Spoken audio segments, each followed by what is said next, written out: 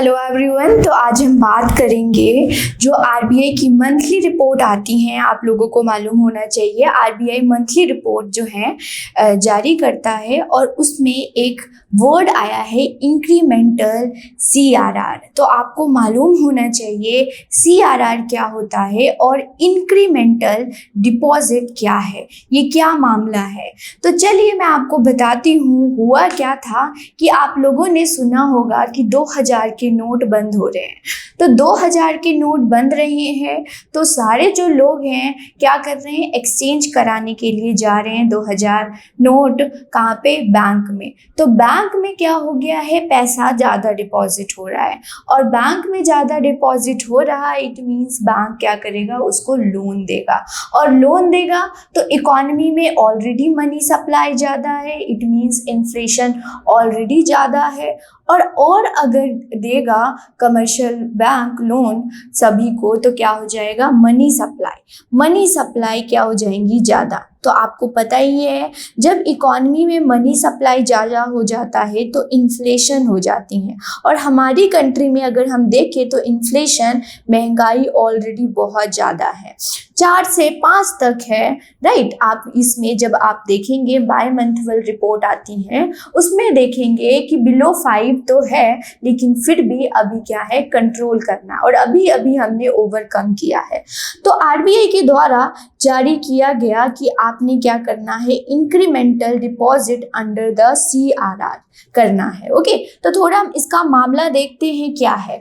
तो देखिए CRR cash reserve ratio होता क्या है, ये वो रिजर्व होता है जो कि अपना जो कमर्शियल बैंक है, कमर्शियल बैंक जो है आरबीआई कमर्शियल बैंक के लिए बनाता है।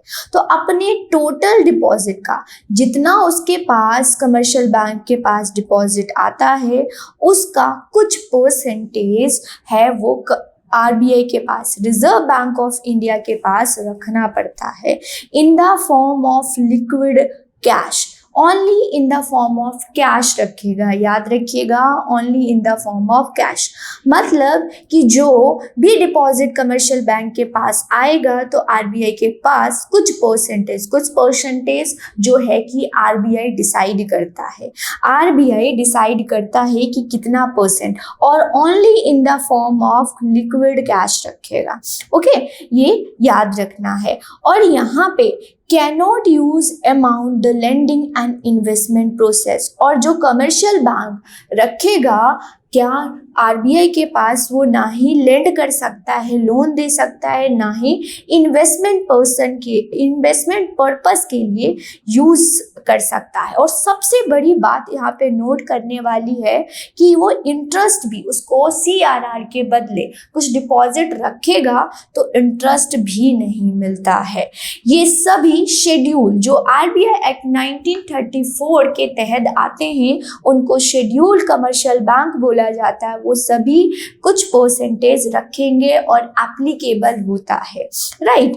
वाइल रीजनल रूरल बैंक और NBFC non banking financial companies जो होते हैं वो एक्सक्लूडेड होते हैं सीआरआर से, एक्सक्लूडेड होते हैं सीआरआर से, इतना आपने याद रखना है। तो यहाँ पे कुछ परसेंटेज कमर्शियल बैंक आरबीआई के पास रखता है, उसको उसके बदले में कोई इंटरेस्ट नहीं मिलता, वो लिक्विड के फॉर्म मतलब सिर्फ कैश के फॉर्म में रख सकता है और ये मैंडेटरी होती है सारी शेड्यूल्ड कमर्शियल बैंक के लिए और ये एक्सक्लूड होता है रीजनल रूरल बैंक और एनबीएफसी बैंक, ये आपको मालूम होना चाहिए।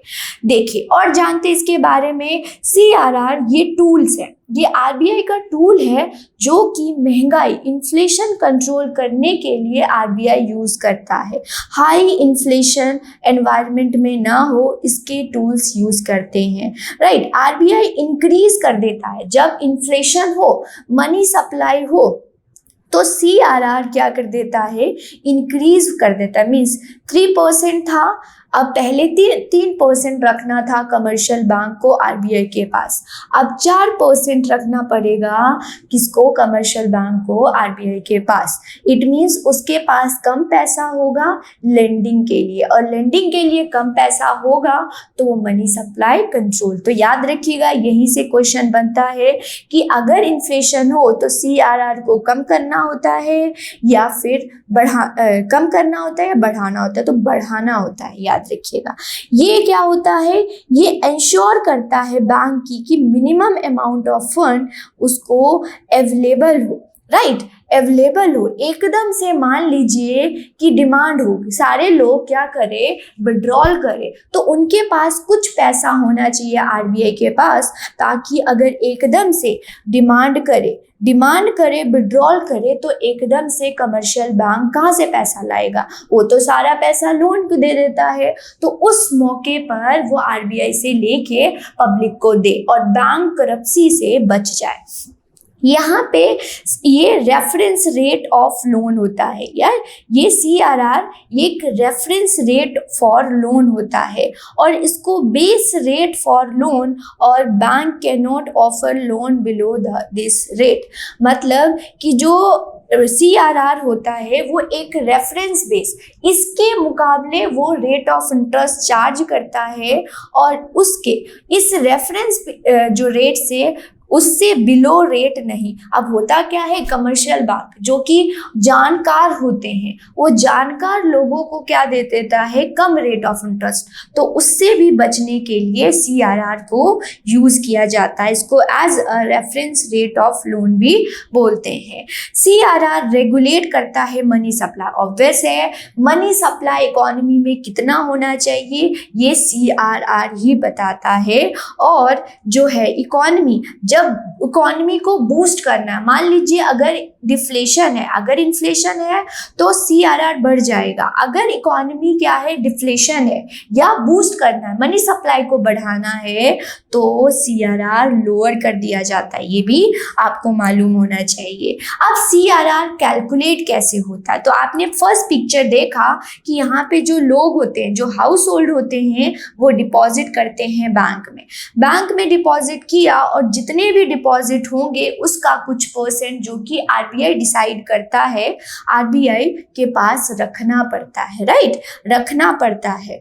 तो ये जो डिपॉजिट यहाँ पे स्टूडेंट हो रहा है वो क्या है, एक तरह से लाइबिलिटीज है, क्योंकि कमर्शियल बैंक को देना पड़ेगा, राइट, देना पड़ेगा। तो एक तरह से इसको बोला जाता है क्या, लाइबिलिटीज है। तो यहाँ पे याद रखिएगा, यहाँ पे net demand and time liabilities NDTL बोला जाता है, क्योंकि जो भी डिपॉजिट आ रहा है तो बैंक के लिए वो लाइबिलिटीज है, कर्जा है, कल को उसको लौटाना पड़ेगा, इसीलिए यहाँ वर्ड लाइबिलिटीज लिखा हुआ है। तो सीआरआर NDTL का कुछ परसेंट होता है, net demand and time liabilities, okay, जो कि फिक्स किया जाता है आरबीआई के द्वारा। और ये जो NDTL होता है स्टूडेंट, वो सेविंग अकाउंट भी हो सकते हैं, करंट अकाउंट भी हो सकता है, फिक्स डिपॉजिट भी हो सकता है, जो कि हेल्ड किया जाता है बैंक के द्वारा, कमर्शियल बैंक के द्वारा। अगर हम करेंटली देखें तो 4.50% है। और मैं आप सभी को रिकमेंड करूंगी कि आप बाय मंथल रिपोर्ट जो आरबीआई की आती हैं उसमें आप जरूर उसको देखें। अब देखिए यहाँ पे नोट करने वाली बात है कि आप पहले सीआरआर देखेंगे तो 3% होता था, क्योंकि हमारे इकोनॉमी में इन्फ्लेशन ज़्यादा है, मनी सप्लाई ज़्यादा है, इसीलिए सीआरआर को बढ़ा दिया गया है। ओके स्टूडेंट, तो इस प्रकार से हमने सीआरआर देखा। क्योंकि 2000 के नोट ज़्यादा आ रहे हैं कमर्शियल बैंक के पास, वो ज़्यादा लेंड ना करे तो इंक्रीमेंटल डिपॉजिट लाया गया है आरबीआई की। आप कुछ ज़्यादा परसेंटेज अपने डिपॉजिट के आरबीआई के पास रखोगे, ताकि आप लोगों को लोन नहीं दोगे तो इकोनॉमी में मनी सप्लाई और इन्फ्लेशन मतलब महंगाई कंट्रोल में रहेगी। तो इस प्रकार से हमने देखा। ऐसे और भी फैक्ट को जानने के लिए हमारे साथ बने रहें। आपको ऐसे जो इकोनॉमिक के टर्म्स को है उसको सिंपल टर्म्स से मैं आपको समझाने की कोशिश करूंगी। अगर बात करें गोरिल्ला क्लासेस में बहुत सारे कोर्सेज चल रहे हैं जो कि आप बाय कर सकते हैं। सारे पीसीएस की तैयारी यहाँ पे कराई जाती है। आप जो भी स्टेट से हैं उस स्टेट की पीसीएस की तैयारी करना चाहते हैं तो आप नीचे डिस्क्रिप्शन बॉक्स में लिंक है, वहाँ पे जाएं और वहाँ से आप कोई भी डाउट है पूछ सकते हैं। आज के लिए इतना ही। नए करंट अफेयर में नए टॉपिक्स के साथ और नए इकोनॉमी के टर्म्स को सिंप्लीफाई करेंगे गोरिल्ला क्लासेस पे। Thank you.